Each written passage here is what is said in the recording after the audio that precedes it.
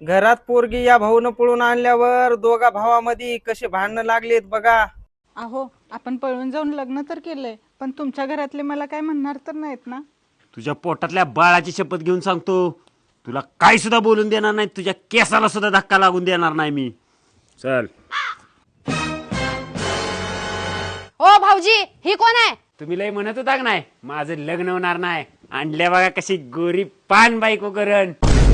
काय वहिनी, तुम्ही खुश नाही काय?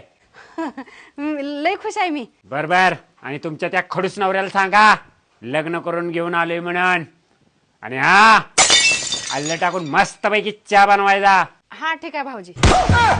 ए तू चल गा. ज्याची भीती होती तेच झालं. काय झालं? तुम्हाला म्हणली होती मी, तुमचा भाऊ एक दिवस आपली सगळी इज्जत घालवणार. गावात तोंड दाखवायला जागा ठेवली नाही. अगं काय झालं आता सांगतीस का? तुमच्या भावानं पोरगी पळून घरात आणले. होय का? आज त्याचं काही खरं नाही. आज ह्या घरात एकतर मी राहणार नाहीतर ते ना राहणार. कातड काढतो आज त्याचं पट्ट्यानं. इथं थांब वैब्या.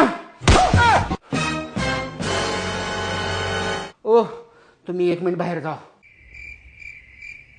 आणि जाताना दार लावून घ्या.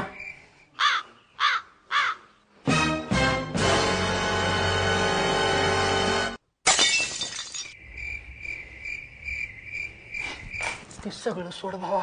पोरांचे 35-35 वय झालं तर लग्न होईनात. तू असली पोरी आणलास कुठून?